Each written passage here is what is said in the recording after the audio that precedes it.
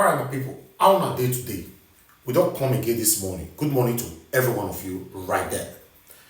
Gumi, Chekai Gumi, now you won Nigeria government. As I know, say, just yesterday here, Nigerian government, Tinubu administration don't pardon terrorists. One of the biggest terrorists we've ever seen in Nigeria, they don't give the pardon. They don't sit down, make peace talk within themselves. Now, Gumi don't come out now say, in case you want to talk to these terrorists, more than metal than what, so more than not go trigger them, make them destroy them again because they know they like anybody talk to them anyhow. Yes, in case you're not getting it, Gumi is telling Nigerian government that if they have to talk to or while they are making peace with the terrorists, with the killer, bandits, he said may they respect themselves and comport and compose themselves while they are talking to these terrorists. Now the question is, who is Gumi? Why is it that Gumi is still working freely in this country, Nigeria? How come every government that comes in, they serve for 8 years, they leave power, they always sideline Gumi? They don't talk about Gumi, they don't approach Gumi. Does it mean Gumi is part of the cabals that is taking decisions, that is ruling this country? But before that, let's watch this video. Nigerians need to wake up. We need to move away from electing people based on tribe, based on religion, based on friendship. We must elect people who have integrity, who have character. That is the only way this country can be saved. Now, controversial Kaduna-based Islamic cleric Sheikh Ahmad Gumi has stirred a fresh controversy by cautioning security operatives not to provoke terrorists after a peace arrangement was reached in Katsina State. Well, in a Facebook post, Gumi insisted that any attempts to confront the armed groups could plunge the region back into bloodshed.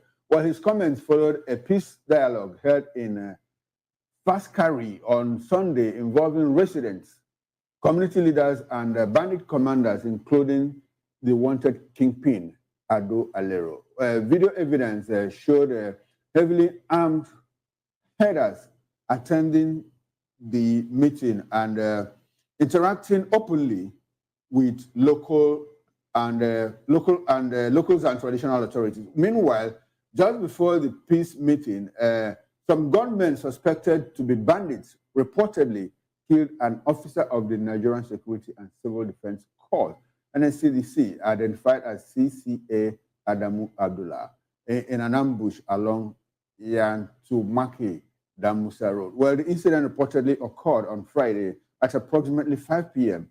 in Dafa village when the bandits laid deadly ambush against the NSCDC personnel. Well, 4 other personnel equally sustained injuries in the attack. We've been joined in the studio here by Dele Fanimo. Dele is a reporter and a political affairs analyst. Good morning, Dele Fanimo, and thanks to have you. And Chukwuma. Good morning. Okay, beautiful. Gumi says we should not torpedo the peace deal with bandits because they have the power to do damage. What does that speak to the fight against insecurity? As a matter of fact, it's too complacent of government to not have arrested Gumi before now. How can somebody who is not a state actor initiate, dictate, and talk on behalf of non-state actors that are dealing with the country? By now, this man should be tried for treason. He became a terrorist to the extent that Saudi Arabia had to send him back when he went on Lesser Hajj. Is that not instructive enough? How can you parade terrorists along with state security apparatus having a meeting over what? Yes, one of the earliest teachings or early teachings of James Sadi Chase when he was reading in the 70s was that you don't negotiate with a blackmailer. Okay. Because the more you negotiate, the more they come back for more. I was coming to that, what you said. When you say that he's not a state actor. He's not. But he's been negotiating, intermediating between the government and the bandits. Government made him so. So he's an actor. And so, but tell me exactly the position he's holding in government. That the lot will now fall on him. That he should be the one to be talking on behalf of government. Concerned citizen. Concerned citizen? Which means he has the modus operandi and the actors of this game. He should be brought in and interrogated to give us clues as to the whereabouts. Of course, he knows the whereabouts of all these bandits.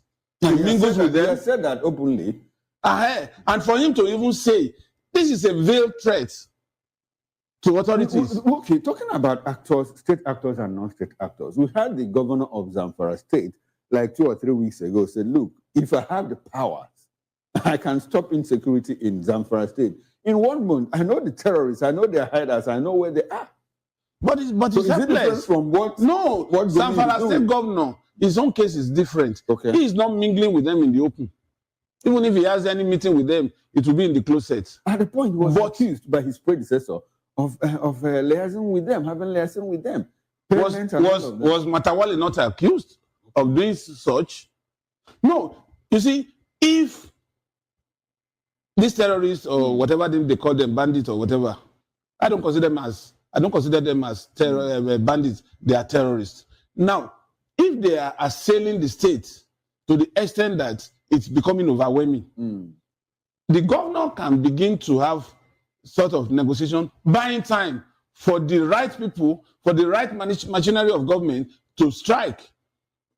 The point is, I, as a person, I don't believe in all this hide and seek. Now, talking about Nigerian government and its way of handling these issues with bandits, we've constantly used the words kinetic and non-kinetic approach. We've used that a lot of times. This negotiation seems to fall within the realm of a non-kinetic approach towards the issue of banditry.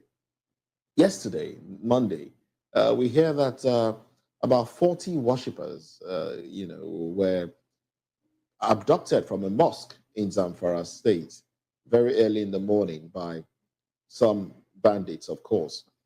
Took about 40 worshippers from this mosque. And in Katsina, we're talking about reaching a peace deal. And the pictures that came out of that peace deal, I saw a picture where an individual had cartridges, on him.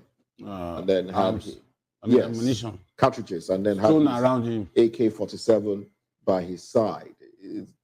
What is the optics? Does that look good? How does that affect the image of Nigeria? If it's not even the image of Nigeria that is affected. Sees that. If you have that rifle, is not going to be AK-47. It is actually. It is. If something higher. Yes, it's higher. But the fact that it's likely to be that general purpose machine. You're having that submachine gun at a peace meeting. That's what I'm saying. That optics alone is enough to even scare residents away from Katsina. Because in a way, you are validating their existence by having a meeting with them. Even if you want to come to a peace meeting, why should that person be armed to that point? It shows that you are showing that we are overwhelmed with what we have. Come and see the kind of weapon these people are parading. That's exactly what they are showing us. So it's more like a show of strength. A show of force against residents of that state. And where would they run to if government had already surrendered? Because it's a surrender. That's what it seems like. That's what it seems like. Why should it be? Why should we surrender? The question is, who is Gumi? Why is it that Gumi's statement, Gumi's decision, in every cases, not most cases, surpassed the decision of the government of the Federal Republic of Nigeria, surpassed the decision of the president of the Federal Republic of Nigeria? Then the question is, who is Gumi? How come Gumi is the official spokesperson of the terrorists, bandits, killers, kidnappers that is terrorizing you and I in our country? The question still remains, who is Gumi?